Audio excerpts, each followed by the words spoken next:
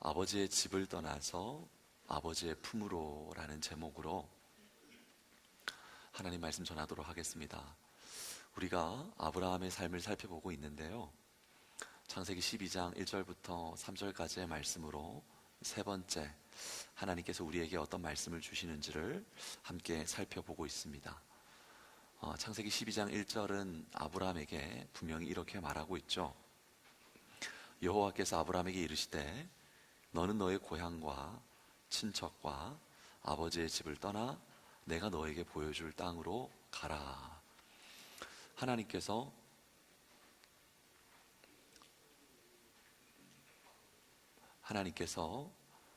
떠날 것을 말씀하시는데, 고향을 떠날 것을 말씀하시고 친척을 떠날 것을 말씀하시고 아버지의 집을 떠날 것을 말씀하시는 것입니다. 우리가 지난 두 번의 시간 동안 고향을 떠나는, 땅을 떠나는 것과 친척을 떠난다는 것이 어떤 의미인지를 우리가 함께 살펴보았는데요, 첫 번째 주에는 하나님께서 아브라함에게 땅을 떠나라, 원어로 본다면 에레츠를 떠나라, 이렇게 말했다고 했습니다. 그때도 마찬가지이고 지금도 동일하지만 땅이라는 것은 언제나 우리에게 생존의 기반입니다.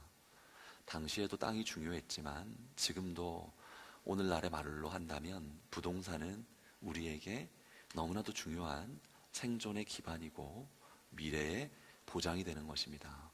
그런데 하나님께서는 이와 같은 생존의 기반이 되고 미래의 보장이 되는 것을 떠날 것을 말씀하셨습니다.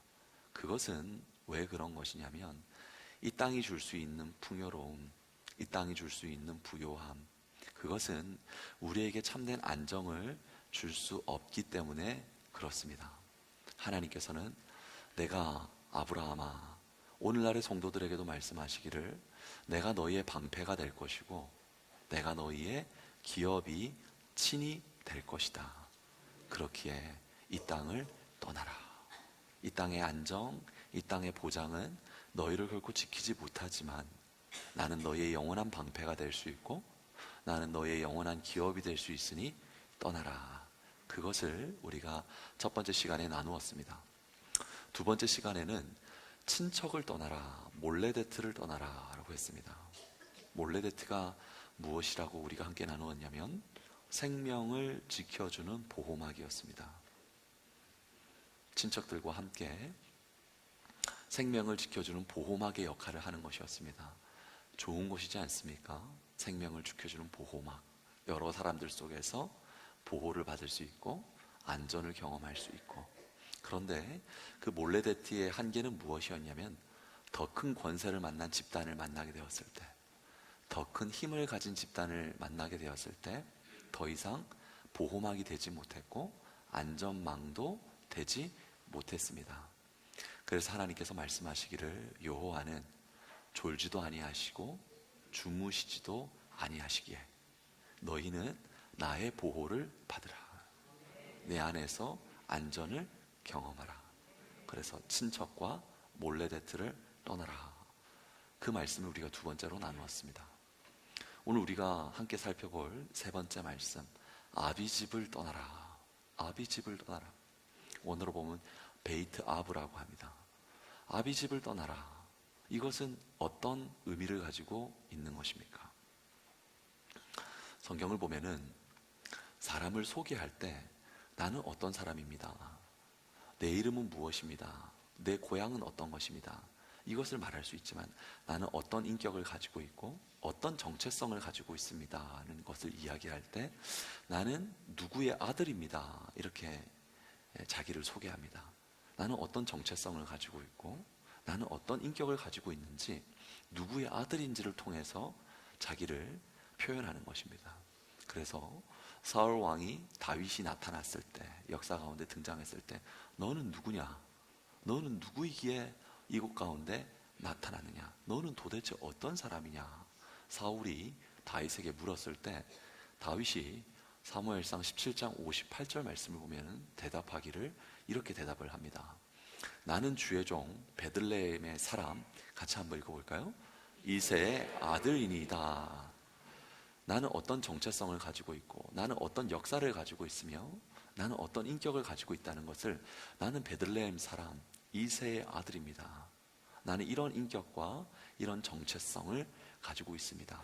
성경에서는 누구의 아들로서 자신을 말하는 것입니다. 성경을 한 군데를 더 살펴보면 사도 바울 같은 경우에는 나는 어떤 사람입니다. 나는 어떤 역사와 어떤 인격과 어떤 정체성을 가지고 있습니다를 말을 할 때, 자기에 대해서 말을 할 때 사도행전 23장 6절을 보면 바울은 이렇게 자기에 대해서 소개했습니다. 나는 바리새인이요 바리새인의 아들이라. 나는 바리새인의 아들입니다. 내 인격, 내 정체성, 나의 내면은 바리새인입니다. 바리새인의 아들입니다. 이렇게 자기에 대해서 소개하는 것이죠. 그러니까 오늘 하나님께서 아브라함에게 아비집을 떠나라, 베이트 아브를 떠나라. 그것은 바로 무엇이냐면 너의 인격을 떠나고 너의 정체성을 떠나고 너의 내면을 떠날 것을 주님께서는 말씀하시는 것입니다. 이 세 가지를 다시 한번 살펴본다면, 땅, 에레츠라고 했죠. 여러분, 에레츠는 나의 바깥에 있습니다. 내가 가진 땅, 내가 가진 재산, 내가 가진 소유, 이것은 내 안에 있는 것이 아니라 나의 바깥에 있습니다.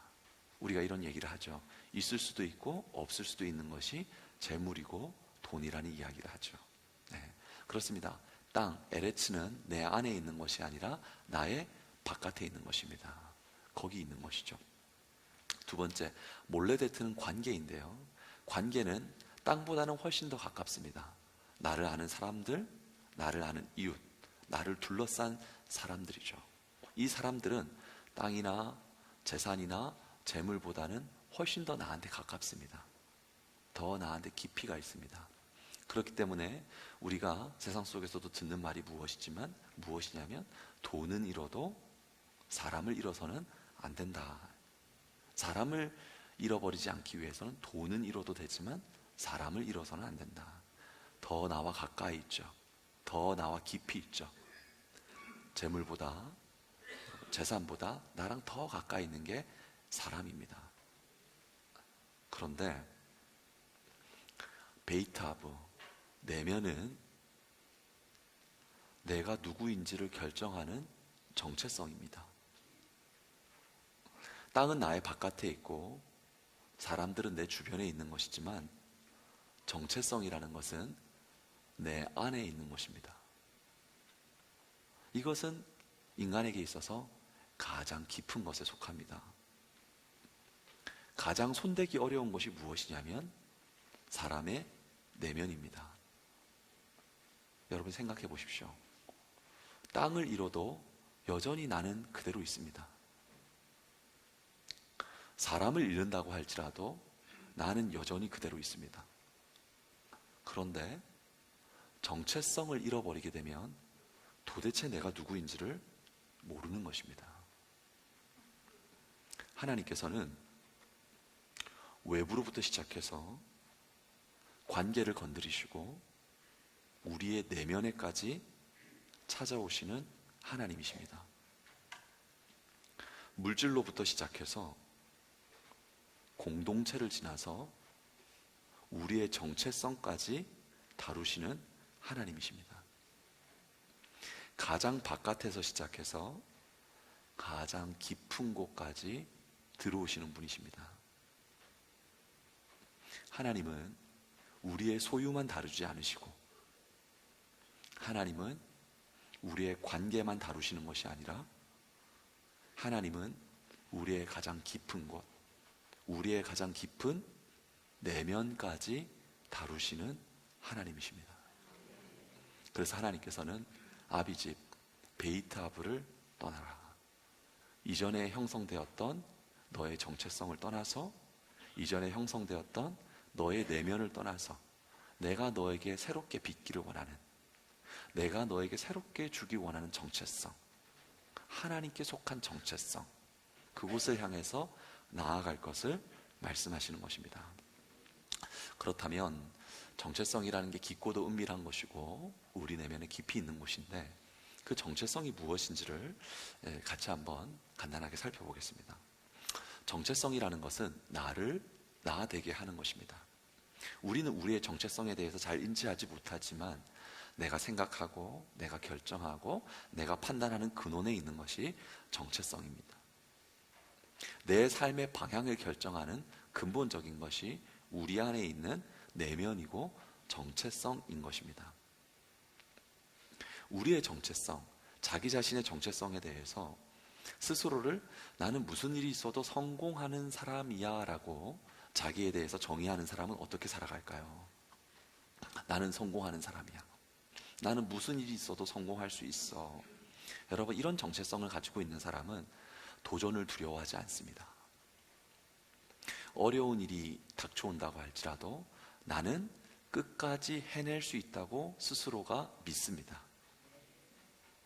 실패해도 포기하지 않고 넘어지면 다시 일어날 방법을 찾습니다. 목표를 향해서 꾸준히 달려갑니다. 삶에 수많은 역경이 있지만 나는 성공하는 사람이라는 자기 내면의 정의, 바른 정체성을 가지고 있는 것입니다. 근데 반면에 자기 자신에 대한 정의, 자기 정체성을 나는 안 되는 사람이다. 나는 약한 사람이다. 나는 실패자다. 스스로가 자기 자신에 대해서 그렇게 정의하는 사람은 어떻게 살아갑니까? 어려움이 오면 쉽게 무너집니다. 역경이 오면 견디지 못합니다. 왜냐하면 나 스스로가 약하고 나 스스로가 나는 안 되라고 생각하고 있기 때문에 그렇습니다. 비난을 받는다고 할지라도 그들은 나를 실패자고 약한 사람이라고 생각하는 사람은 작은 지적에도 크게 상처를 받을 수밖에 없습니다. 단지 한 가지의 비난인데 마치 전체에 대한 비난으로 받아들여서 내 인격을 부정당하는 것처럼 느낍니다. 왜 그렇습니까? 내 스스로가 약하다고 인식하고 있기 때문에 그렇습니다. 나 스스로가 실패자라는 내 안에 정의를 가지고 있기 때문에 그렇습니다. 반면에 자기 자신을 사랑받는 사람이라고 정의하는 사람은 다릅니다. 나는 사랑받는 사람이야. 하나님이 나를 사랑하시고 많은 이들이 나를 환대하고 나는 사랑받는 사람이야. 이런 사람은 누군가가 자신을 비난한다고 할지라도 그 비난이 자신의 가치를 결정하지 못합니다. 저 사람은 나를 싫어할 수 있지만 그러나 내 안의 정체성은 여전히 무엇이냐면 누군가가 나를 싫어한다고 할지라도 나는 여전히 사랑받는 사람입니다. 그래서 모든 사람에게 인정받으려고 애쓰지 않습니다. 사랑받고 있기 때문에 사람들의 인정에 크게 휘둘리지 않습니다. 사랑받고 있기 때문에 자기의 길을 뚜벅뚜벅 주님 앞에서 오롯이 걸어갈 수가 있습니다. 왜요? 사랑받고 있기 때문에. 근데 이것이 없는 사람은 작은 비난에 휘둘릴 수밖에 없습니다. 자신을 사랑받는 사람이라고 정의하는 사람은 좌절에도 희망을 잃지 않습니다. 좌절을 경험하는 것, 꿈이 무너지는 것, 굉장히 고통스러운 일이죠. 그러나 단지 내 앞에 실패가 있고 내 앞에 좌절이 있다고 할지라도 여전히 나는 어떤 사람이죠? 사랑받는 사람. 그 사랑 안에 일어설 수 있고 그 사랑 안에 앞으로 나갈 수가 있는 것입니다. 정체성은 이와 같은 것입니다. 우리가 우리 내면 가운데 어떤 정체성을 가지고 있는지, 똑같은 어려움을 만난다고 할지라도, 똑같은 비난의 자리에 있다고 할지라도 반응이 전혀 다른 것입니다. 그래서 잠언서 23장 7절을 보면 이렇게 말하고 있습니다. 같이 한번 읽어볼까요? 대저 그 마음의 생각이 어떠하면 그 위인도 그러한즉.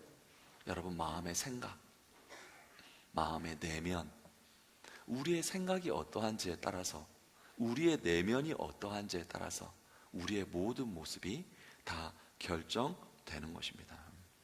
그렇게 우리의 내면, 우리의 정체성이 행동을 낳는 것이고, 행동이 습관을 낳는 것이고, 습관이 성품을 낳는 것이며, 성품은 운명을 결정짓는 것입니다. 그 시작점이 바로 무엇이냐? 바로 우리 내면이고 정체성입니다.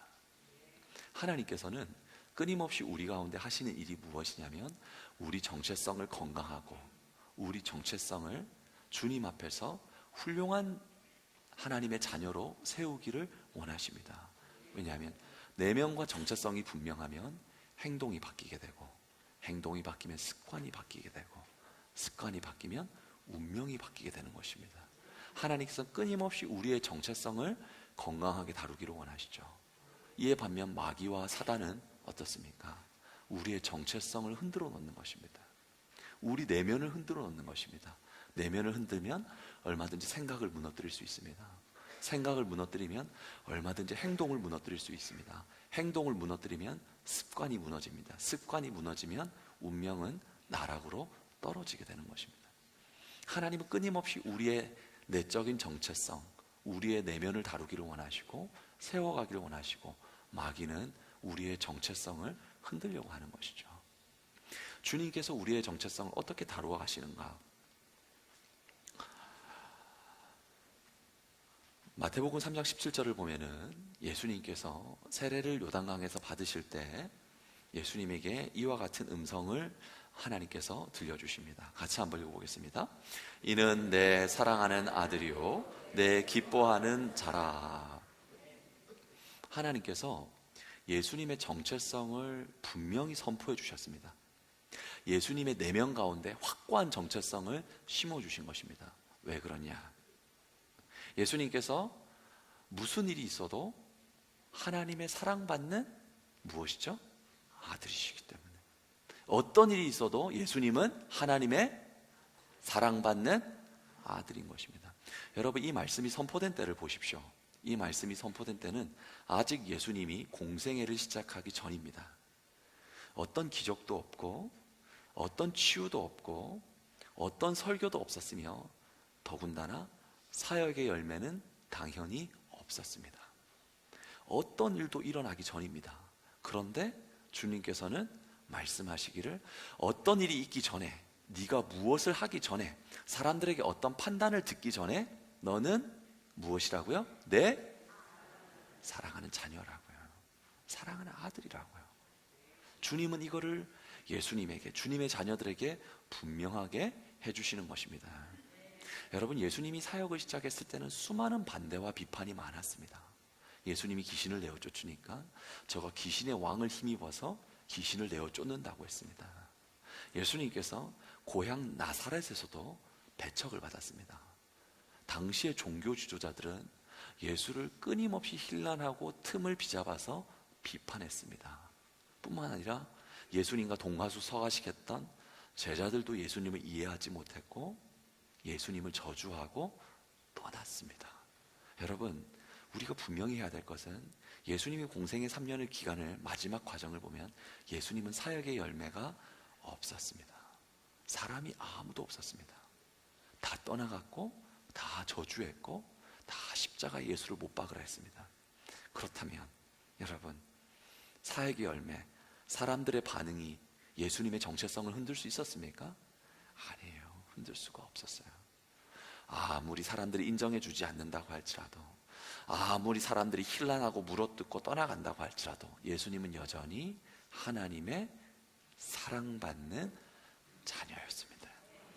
그것이 예수님의 사역을 하나님 앞에 신실하게 감당할 수 있는 힘이었습니다. 예수님께서 사역의 열매를 맺기 전에, 무슨 일도 하기 전에, 어떤 일도 나타나기 전에 주님께서는 그 내면에 확고히 심어주는 것입니다. 아들 예수야, 너는 사랑하는 내 아들이다. 사람들이 비판해도 너는 내 사랑하는 아들. 사역의 열매가 없다고 할지라도 너는 내 사랑하는 아들. 사람들이 끊임없이 힐난한다고 할지라도 너는 내 사랑하는 아들이다. 하나님은 내면의 정체성을 견고하게 해주십니다. 어떤 비바람이 올더라도 흔들리지 않도록. 그것이 성령이 우리 안에 끊임없이 거듭해서 계속해서 하시는 일입니다. 이거는 예수님뿐만 아니라 예수의 보혈로 하나님의 자녀된 저와 여러분에게 동일하게 성령께서 지금 하시는 일입니다. 지난 한 주간 어떤 삶을 살았니? 지난 한 주간 중독에 또 넘어졌니? 지난 한 주간 또 넘어진 못난 모습이 있었니? 주님은 우리가 어떤 모습으로 나오기 이전에 너는 내 사랑하는 자녀다. 주님은 우리 내면에 분명히 말씀해 주시는 것입니다. 그런데 마귀는 이 정체성을 흔들어 버립니다. 아주 교묘하게 흔듭니다. 마귀는 확 알아먹게끔 흔들지 않습니다. 교묘하게 흔듭니다. 이거를 어떻게 흔들어 놓냐면 마태복음 4장 3절을 보면 이렇게 말합니다. 같이 한번 읽어보겠습니다. 시험하는 자가 예수께 나와서 이르되 내가 만일 하나님의 아들이거든 명하여 이 돌들로 떡덩이가 되게 하라. 마귀는 무엇을 지금 요구하고 있냐면 네가 하나님의 아들이냐? 네가 정말 사랑받는 하나님의 자녀냐? 그러면 증명해 보라는 것입니다. 네가 정말 하나님의 사랑받는 자녀이면 증명해 봐라. 나타내 봐라. 이 돌들로 떡덩이가 되게 해라. 그래야지 네가 하나님의 자녀지. 보여줘야지. 그래야지 네가 하나님의 자녀지. 사역에 열매를 맺어야지. 그래야지 네가 하나님의 자녀지. 하나님의 아들이거든. 네가 만약 하나님의 아들이 맞다면 열매를 맺어봐.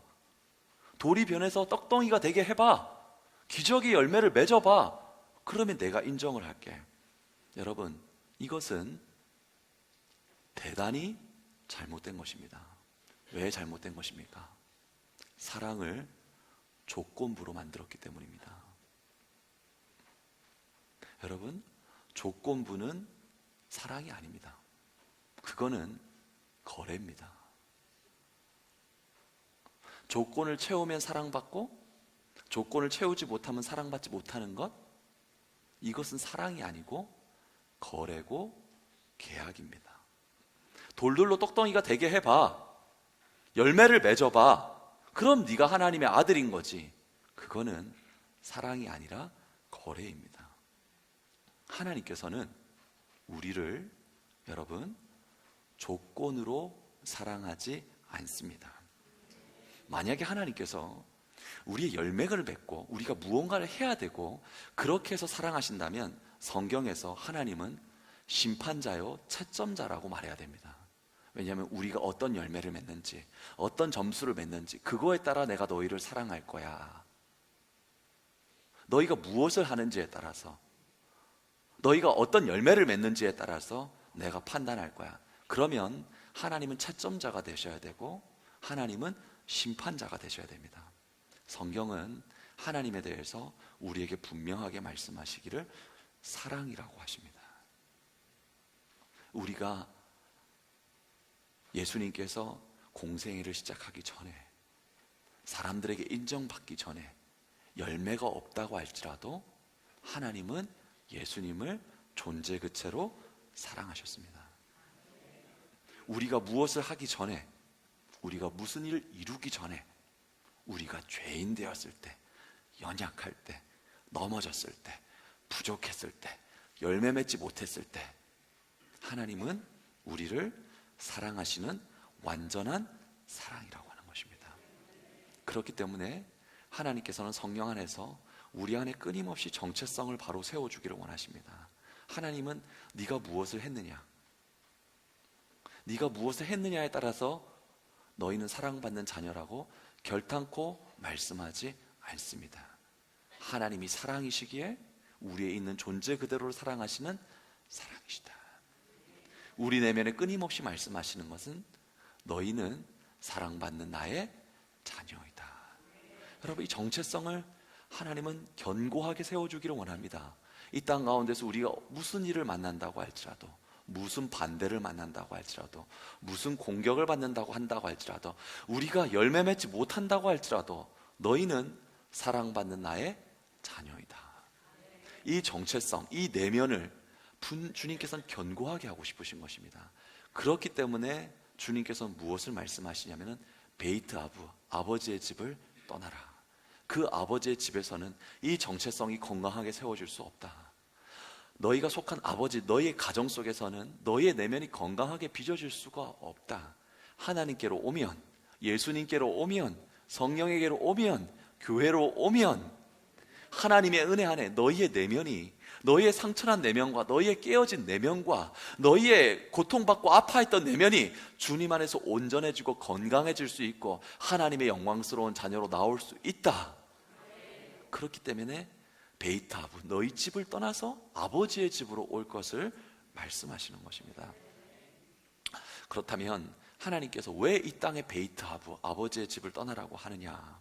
한계가 있기 때문에 그렇습니다. 첫 번째 이유는 이 땅의 아버지의 집, 이 땅의 아버지, 이 땅에 우리에게 영향을 미칠 수 있는 사람들은 어떠냐면은 영원하지가 않습니다.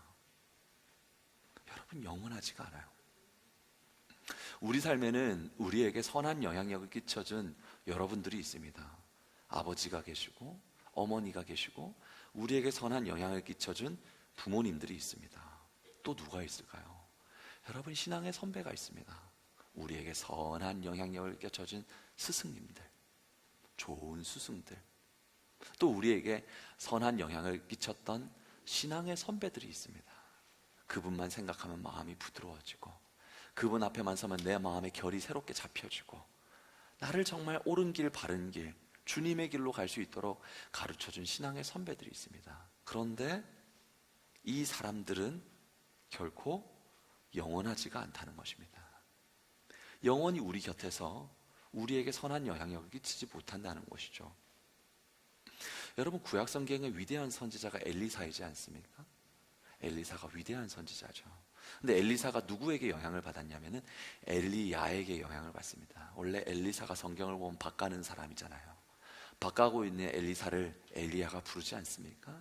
엘리야가 사랑으로 돌보고 참으로 엘리사가 엘리야에게 배우기를 원하고 함께하고 스승이라고 하고 따르고 정말 그의 사사가 되어서 정말 따르고 배우고 습득하는, 그래야 해서 엘리사가 엘리야에게 무엇이라고 말하냐면은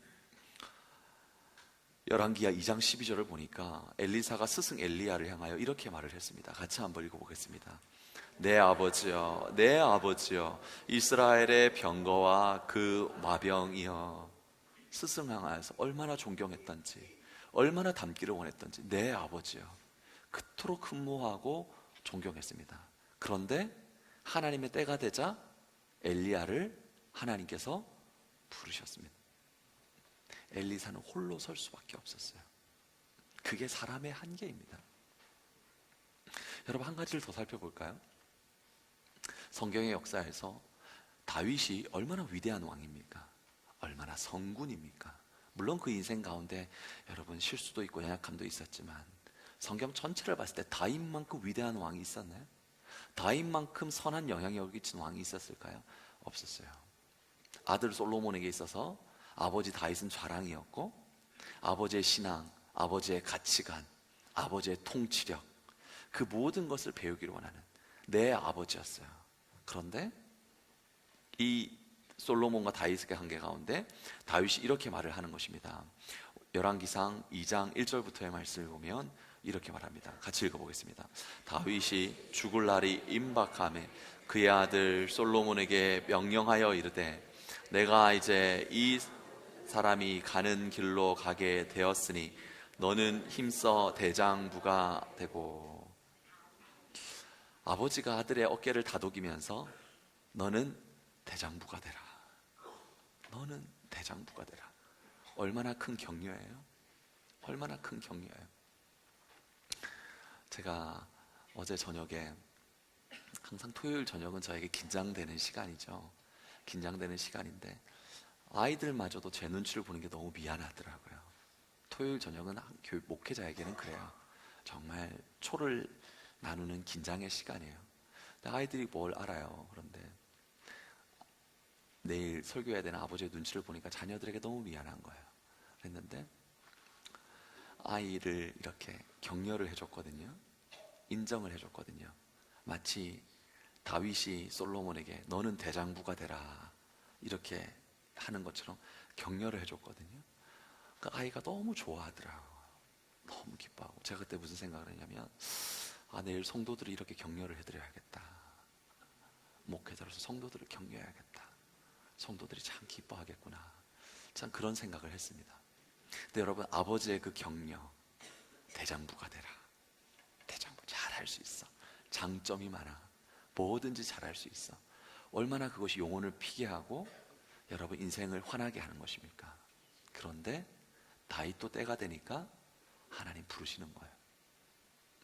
솔로몬 옆에 영원할 수가 없어요. 솔로몬도 홀로 서기를 해야 되는 거예요.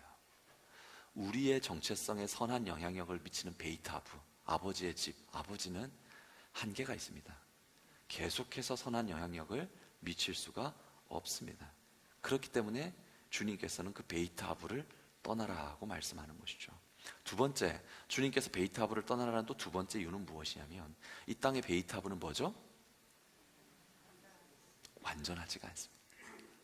너무 집중해서 소리내서 읽기가 힘든 건가요? 잘 안 보이시는 건가요? 이 땅의 베이트 아부는 어떻다고요? 그래요. 이게 한계입니다. 여러분, 하나님께서 가장 기뻐하시는 공동체가 어떤 공동체일까요? 하나님께서 제일 첫 번째 만든 공동체가 바로 어딘지 아십니까? 가정입니다. 가정은 가장 완벽한 공동체이고, 가정은 가장 하나님이 기뻐하시는 공동체입니다. 창세기 2장 18절을 보니까 이렇게 말하고 있습니다. 같이 읽겠습니다. 여호와 하나님이 이르시되 사람이 혼자 사는 것이 좋지 아니하니 내가 그를 위하여 돕는 배필을 지으리라. 하나님께서 혼자 사는 것을 좋지 않게 여겨서 첫 공동체를 만들었는데, 좋은 공동체를 만드는데, 그게 뭐죠? 가정이에요. 여러분, 가정은 복된 장소입니다.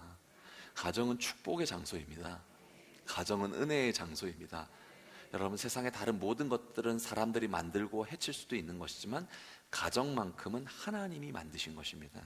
가정은 이렇게 좋은 것입니다. 또 가정에 대해서 주님께서 이렇게 말씀하시죠. 시편 68편 6절입니다. 같이 읽습니다. 하나님은 고독한 자를 가족 중에 살게 하시며. 그래요. 주님은 고독한 자를 가정으로 보내는 거예요. 가정은 이렇게 좋아요. 고독함이 해결되는 것, 외로움이 해결되는 것, 쓸쓸함과 아픔이 해결되는 곳, 바로 그곳이 어디라고요? 가정입니다. 가정입니다. 그런데 주님께서는 이 가정을 떠나라, 베이트 아부를 떠나라 그러거든요. 왜 그러실까요?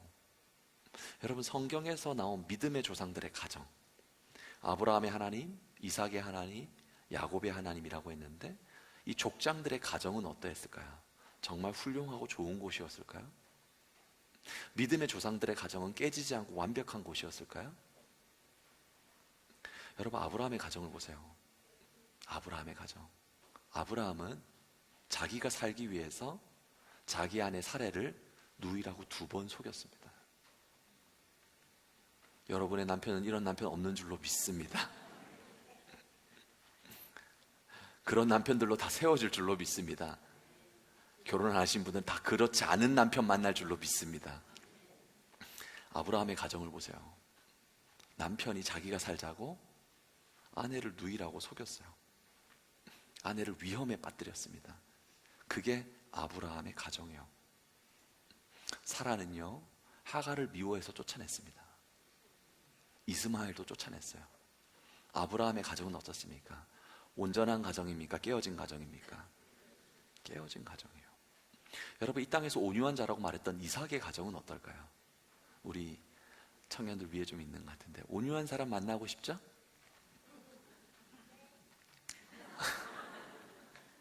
우리 결혼하신 분들은 주님께서 은혜를 많이 주셔서 남편들이 온유해지셨으면 좋겠죠?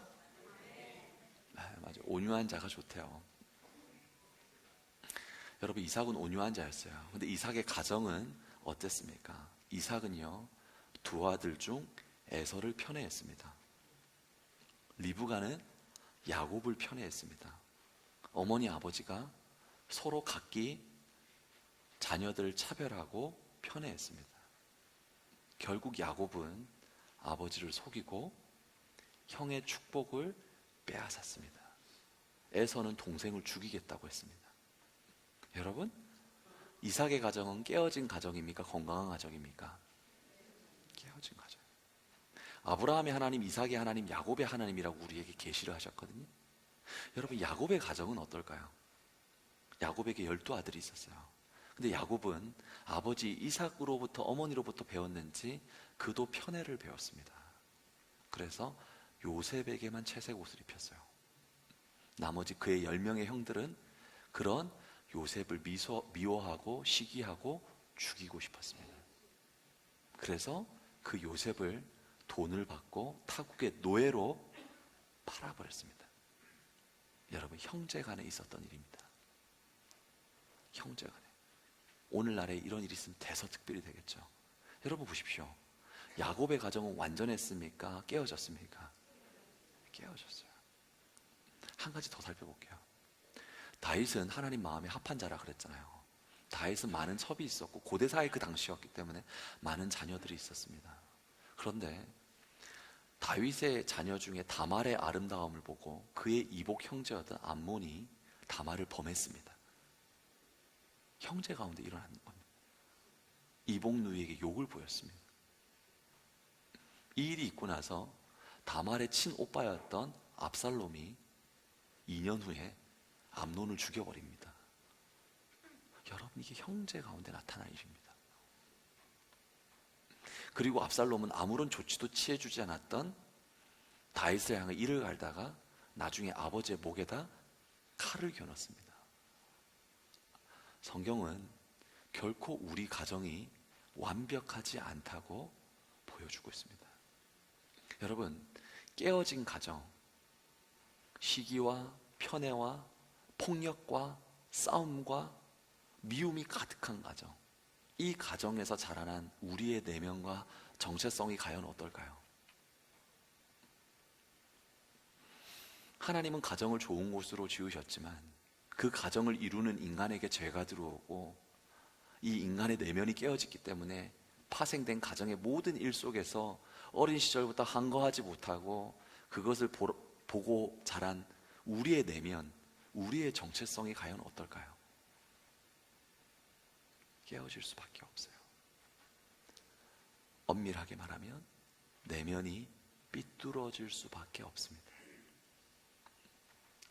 세상과 삶을 바라보는 시각 자체가 왜곡된 가치관을 가질 수밖에 없어요. 가정이 깨어졌기 때문에. 성경은 분명히 말합니다. 하나님은 가정을 아름다운 곳으로 만드셨지만 아브라함도 이삭도 야곱도 다윗도 그 모든 가정이 결코 온전하지 못했다. 주님께서는 거기서 빚어진 정체성, 이 땅의 가정에서 빚어진 정체성, 이 땅에 빚어진 내면 속에서 어떻게 하라고 말씀하시냐면 떠날 것을 말씀합니다. 그리고 이 땅의 아버지, 이 땅에 깨어진 가정에서 빚어진 내면을 떠나서 이제 너희가 내 품으로 오라고 말씀하십니다. 예수님의 품으로 오라고 말씀하십니다. 거기서 내가 너희를 고치고 온전하게 새롭게 빚을 것을 말씀하십니다. 그렇기 때문에 이 땅에서 빚어진 너희의 내면을 떠나서 주님 앞으로 나와서 주님 앞에서 새로운 정체성과 주님 앞에서 새로운 내면을 가지고 영광스러운 하나님의 자녀로 살아갈 것을 우리에게 이 시간 요청하시는 것입니다. 히브리서 11장 16절은 이렇게 말합니다. 같이 읽어보겠습니다. 그들이 이제는 더 나은 본향을 사모하니 곧 하늘에 있는 것이라. 이러므로 하나님이 그들의 하나님이라 일컬음 받으심을 부끄러워하지 아니하시고 그들을 위하여 한 성을 예비하셨느니라. 깨닫는 거예요. 이 땅에 속한 모든 것, 이 땅에 속한 좋은 것들이 있다고 할지라도 한계가 있고 영원하지 아니하고 깨어져 있으며 아픔이 있으며 나에게 선한 영향력을 끼치지 못하기에 믿음의 사람들은 저기 있는 한 성, 예비된 성을 바라보미니 그것은 아버지의 집이요 예수님의 집이요 성령님의 집이라. 그 곳에서 내가 다시금 새롭게 빚어지기를 원하는 것입니다. 여러분, 그곳으로 주님께서 우리를 불러주십니다. 거기가 바로 어디요? 교회요. 그것이 바로 어디요? 우리 주님의 품이요. 그것이 바로 어디요? 우리 성령의 품이라. 그것이 바로 기도하는 자리라. 그곳 가운데서 내가 너희를 반드시 새롭게 빚을 것이다. 그 주님의 초청인 것입니다. 우리 예수님, 우리 주님 앞으로 나아갈 때 주님께서는 우리를 어떻게 만들어 가시는가? 히브리서 13장 5절을 보면 이렇게 말합니다. 같이 읽어보겠습니다. 그가 친히 말씀하시기를 내가 결코 너희를 버리지 아니하고 너희를 떠나지 아니하리라 하셨느니라. 아멘. 엘리야도 떠날 수밖에 없었습니다. 다윗도 떠날 수밖에 없었습니다. 제가 사랑하는 자녀들이 있지만 저도 떠날 수밖에 없습니다. 여러분도 언젠가는 떠날 수밖에 없습니다. 여러분이 아무리 사랑하는 자녀들이 있다고 할지라도. 그러나 여러분 분명히 말씀하십니다. 우리 예수님은 나는 결코 너희를 버리지 아니할 것이며 너희를 떠나지 않을 것이다. 우리는 홀로서기를 할 수밖에 없지만 우리가 홀로서기 하는 그 자리에도 예수님은 결코 우리를 떠나지 아니하시고 우리를 버리지 아니하십니다. 그리고 여러분 그 자리에서 우리를 향해서 선한 영향력을 계속해서 미치고 있습니다. 사랑하는 성도 여러분, 지금 예수님 안에 있습니까? 여러분 성령님 안에 있습니까? 여러분의 내일을 기대합니다. 여러분의 앞날을 기대합니다. 예수님이 여러분에게 선한 영향력을 미치고 있기 때문에 그렇습니다. 예수님이 미쳐주는 선한 영향력, 첫 번째, 예수님은 영원히 우리를 위해서 무엇 해주신다고요? 기도해 주신. 히브리서 7장 25절 같이 읽습니다. 그가 항상 살아 계셔서 그들을 위하여 간구하심. 사랑하는 성도 여러분, 지금 이 순간 예수님은 하늘 보좌에서 여러분을 위해서 기도하고 계십니다. 그분의 기도는 끊어지지 않습니다. 여러분은 잠들 수 있지만 여러분을 향한 하나님의 기도는 끊어지지 않습니다. 예수님이 우리의 새로운 정체성, 선한 영향력을 미쳐주시는데 예수님은 두 번째, 우리에게 영원히 우리를 무엇 해주신다고요? 위로해 주십니다. 고린도후서 1장 3절 말씀 같이 읽습니다. 찬송하리로다 그는 우리의 모든 환난 중에서 우리를 위로하사. 주님은 고난 중에 절대 우리를 버려두지 않습니다. 주님은 환난 중에 절대 우리를 버려두지 않습니다. 주님은 절대 외로움 가운데, 쓸쓸한 가운데 여러분을 버려두지 않습니다. 주님께서 영원토록 여러분의 옆에 계셔서 친히 위로해 주신다고 말씀하셨습니다. 예수님 우리에게 계속해서 선한 영향력을 미쳐주십니다. 예수님은 세 번째, 우리에게 영원토록 우리에게 힘을 주십니다. 여러분, 영원히 힘 주세요. 지난 한 주간 살아오면서 힘드셨죠? 마음의 힘이 많이 빼앗기셨죠? 참 세상 사는 것들, 인생으로 살아간다라는 게 우리에게 너무나도 쉽지 않은 현장들이지 않습니까? 그런데 여러분, 주님께서 내게로 오라 하시는 것은 이유는 무엇이냐면, 사랑하는 내 자녀들아, 내가 너에게 힘을 줄게. 살아갈 수 있는 힘을 줄게. 빌립보서 4장 13절입니다. 내게 능력 주시는 자 안에서 내가 모든 것을 할 수 있느니라. 우리가 연약할 때 힘이 되어 주십니다. 여러분, 우리가 하루하루가 쉽지 않을 때, 우리의 삶이 지칠 때 힘을 주십니다. 이 땅에 좋은 아버지도, 이 땅에 좋은 스승도, 이 땅에 좋은 선배도 여러분 좋은 영향력을 미치다가 순간이 되면 떠날 수밖에 없어요. 근데 우리 예수님은 영원토록 우리 옆에 계셔서 우리를 위해 기도해 주시고 우리를 위로해 주시고 우리에게 힘을 주시는 영원하신 우리의 아버지이십니다. 그래서 주님께서는 이 땅에 베이트 하브를 떠나서 예수가 우리를 부르는 소리 금성 부드러. 고마워요. 시간 너무 길어지니까 예수님 자꾸만 불러요. 예수님 자꾸만 부르세요. 영원토록 내 옆에 있을게. 영원토록 곁에 있을게. 주님께서 그 예수께로 나오라는 것입니다. 두 번째, 예수님은 우리 안에게 예수님 안에서 우리에게 얻는 정체성은 완벽합니다. 예수님은 우리의 내면을 완벽하게 건강하게 하십니다. 사랑하는 성도 여러분, 복된 소식을 알려드리겠습니다. 예수님 안에서 여러분의 내면은 완전하게 건강하게 될 수 있습니다.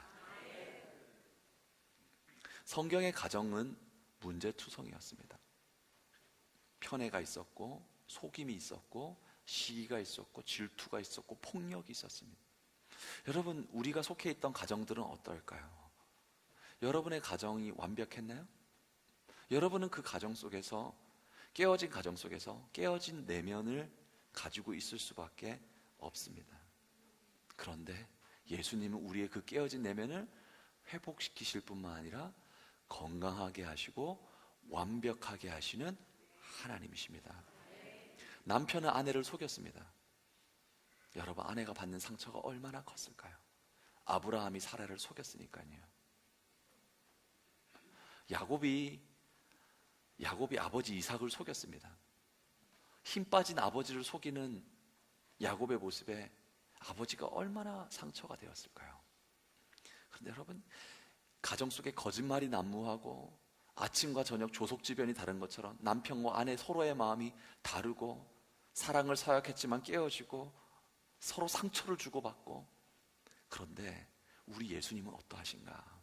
요한복음 14장 6절, 예수께서 이르시되 내가 곧 길이요 또 무엇이라? 진리라 생명이라. 예수님은 진리이십니다.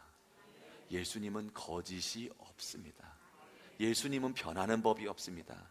예수님은 속이는 법이 없습니다. 예수님께 나아가면 언제나 여러분을 품어주십니다. 예수님께 나아가면 언제나 말씀해 주십니다. 예수님의 말씀은 그대로 이루어집니다. 여러분, 예수님만이 진리입니다. 예수님은 절대 변하지 않습니다. 세상에 실망했습니까? 예수님 앞에 나오십시오. 그분은 진리요, 그분은 변치 않으며 영원토록 우리를 인도하심이라. 예수님에게 안에서 우리 내면이 치유가 일어납니다. 예수님 안에서 우리 내면이 회복을 경험합니다.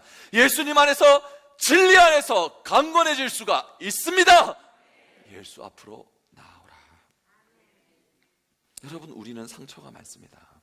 우리는 이 땅의 가정을 통과하면서 우리의 가정에서 차별을 경험했습니다. 편애를 경험했습니다. 이삭은 에서를 편애했고 야곱은 요셉을 편애했습니다. 우리는 우리가 속해 있는 가정에서 편애와 차별을 경험했습니다. 너는 누구를 닮아서, 너는 나를 닮지 못해서, 너는 이런 이유로. 우리는 수많은 편애와 차별을 당했습니다. 그런데 우리 예수님은 어떠실까요? 우리 예수님 어떠실까요? 로마서 2장 11절 말씀입니다. 같이 읽어보겠습니다. 하나님께서 외모로 사람을 취하지 아니하심이라. 하나님 절대 편애하지 않으십니다. 하나님 절대 차별하지 않으십니다. 하나님 절대 우리 외모와 성품으로 우리를 갈라놓지 않으십니다. 주님은 절대로 외모로 사람을 취하는 법이 없습니다. 하나님은 동일하게 사랑하십니다. 갈라디아서 3장 28절 같이 읽습니다. 너희는 유대인이나 헬라인, 종이나 자유인, 남자나 여자나 다 그리스도 예수 안에서 하나이니라. 여러분, 유대인과 헬라인이 상종할 수가 있습니까? 주인과 종이 한 자리에서 상종할 수가 있습니까? 그럴 수가 없어요. 근데 예수님은 동일하게 똑같이 여기시는 거예요. 여러분, 우리의 편애가, 우리의 차별로 인하여 아픈 마음이 예수님 앞에 나아가면 회복되는 거예요. 우리의 무너진 자존감이 주님 앞에 회복될 수 있어요. 예수님은 좋으신 분이십니다. 여러분, 가정을 주님께서 참으로 좋은 공동체로 설계하시고 만드셨는데 가정에서 가장 난무한 것이 상처가 난무합니다. 남편이 아내를 향하여서, 아내가 남편을 향하여서, 형제가 형제를 향하여서 끊임없이 상처를 주고 서로 핥히고 서로를 아프게 합니다. 그것이 우리 가정의 모습들입니다. 그런데 여러분, 예수님은 우리에게 상처를 주지 않습니다. 예수님은 우리 상처를 치유해 주십니다. 이사야서 53장 5절 말씀 같이 읽습니다. 그가 찔림은 우리의 허물 때문이요 그가 상함은 우리의 죄악 때문이라. 그가 징계를 받음으로 우리는 평화를 누리고 그가 채찍에 맞음으로 우리는 나음을 받았도다. 여러분, 우리는 이 땅의 가정에서 많은 상처를 받았습니다. 그 상처가 옹이지고 딱지를 입어서 어느덧 우리 마음이 굳어져 있는지 모릅니다. 그런데 주님은 그 상처를 치유해 주십니다. 예수님께 나아가면 우리의 상처가 나음을 받습니다. 예수님께 나아가면 우리 마음의 굳은 살이 벗겨져서 여러분의 그 순전하고 아름다운 심령, 부드러운 심령, 선한 심령, 착한 심령, 그리스도의 향기 나는 심령으로 주님께서 회복시켜 주십니다. 이것이 주님께서 바로 우리에게 말씀하시는 이 땅의 정체성, 이 땅에 빚어진 내면을 떠나서 내게로 오라. 내가 반드시 너희를 치유하리라. 내가 반드시 너희를 고치리라. 나는 결코 너희를 떠나지 않고 이 선한 영향력을 너희에게 영원토록 미칠 것이라. 여러분, 예수께로 나올 수 있기를 바라고 원합니다. 여러분, 성전의 마당들만 받는 것처럼 여러분의 몸만 나오지 말고 여러분의 심령과 여러분의 정신과 여러분의 생각과 여러분의 영혼이 그리스도 앞에 온전히 나올 수 있기를 바라고 원합니다. 그때 우리의 깨어진 정체성, 우리 깨어진 내면이 회복될 수가 있습니다. 마귀가 인생 가운데 심어둔 왜곡된 정체성이 그리스도 안에서 완전하게 회복되는 것입니다. 나는 사랑받지 못하는 인생이야. 너무나도 다들 사랑받지 못한 모습으로 살아가서 조금만 내가 누구도 날 건드려도 화들짝 놀라고 경기를 일으키고 화를 내고 조금도 피해를 보고 싶지 않고. 여러분, 왜 그러냐? 우리가 교회를 다닌다고 할지라도 정말 영원토록 사랑받는다는 정체성이 없기 때문에 그래요. 사랑을 받으면요 여유로워져요. 사랑을 받으면요 그렇게 쉽게 분내지 않아요. 사랑을 받으면요 이해하려고 노력을 합니다. 그런데 주님 앞에 나오잖아요. 너는 내 사랑하는 아들과 딸이라. 사랑받는 사람이 되는 거예요.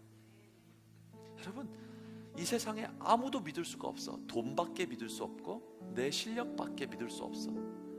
한없이 날카롭고 한없이 예민한 사람이었는데 주님 앞에 나오니까 주님을 믿을 수 있구나. 온 세상의 주관 되시는 주님을 믿을 수 있구나.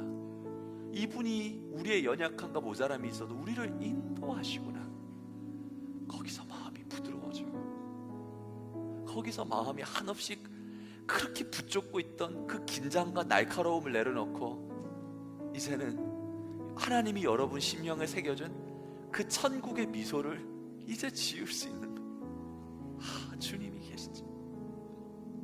누구도 나를 지켜주지 않아. 항상 움켜져야 되고 조금도 빼앗기면 안 되고 절대로 빼앗길 수 없어.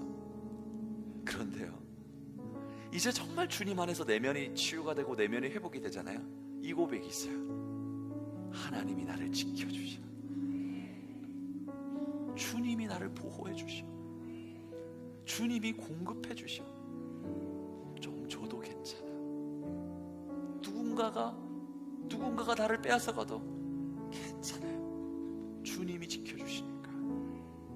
그래서 이렇게 말합니다. 로마서 8장 38절에서 39절 말씀 같이 읽습니다. 사망이나 생명이나 천사들이나 권세자들이나 현재일이나 장래일이나 능력이나 기품이나 다른 어떤 피조물이라도 우리를 우리 주 그리스도 예수 안에 있는 하나님의 사랑에서 끊을 수 없으리라. 여러분, 이 사랑 안에 여러분의 내면이 다시금 빚어지기를 축원합니다. 이 사랑 안에 여러분의 정체성이 새로워지기를 소원합니다. 끊을 수 없는 하나님의 사랑 가운데 서은교회의 정체성이 새롭게 여러분 형성되기를 소원합니다. 그때 여러분, 우리의 내면, 우리 교회의 정체성은 참으로 사랑의 정체성이라, 하나님의 정체성이라, 예수 그리스도의 정체성이라, 이 어두운 시대의 빛이 됨이라. 여러분, 정말 영광스러운 인생과 교회로 나오게 될 줄로 믿습니다. 너희에게 빚어진 정체성, 너희에게 빚어진 내면을 떠나라. 그 내면을 떠남으로 말미암아 너희에게 약속을 한다. 우리가 읽은 말씀, 마지막 창세기 12장이죠. 말씀, 마지막 말씀 같이 읽어봅니다. 내가 너로 큰 민족을 이루고 내게 복을 주어 내 이름을 창대하게 하리니 너는 복이 될지라. 여러분, 그리스도 안에서요, 복이 되는 거예요. 복을 나누어 줄 수 있는 사람이 되는 거예요. 복의 근원이 되는 것입니다. 주님은 이 많은 것을 쌓아두고 예비하시기에 내게로 오라, 내게로 와서 내 마음을 배우라, 내게로 와서 하나님의 마음을 보고 예수님의 마음을 배우라. 반드시 복의 근원이 될 것이다. 여러분, 주님 주신 말씀 마음에 새기고 여러분의 삶의 현장에서 이 땅에서 빚어진 정체성과 내면을 다 벗어나고 우리 주님, 우리 예수님, 우리 성령님, 우리 하나님께 나아가 아름답고 복되고 복의 근원의 내면으로 빚어지는 저와 여러분 되기를 주의 이름으로 축원합니다. 다 함께 자리에서 일어나서 찬양하겠습니다.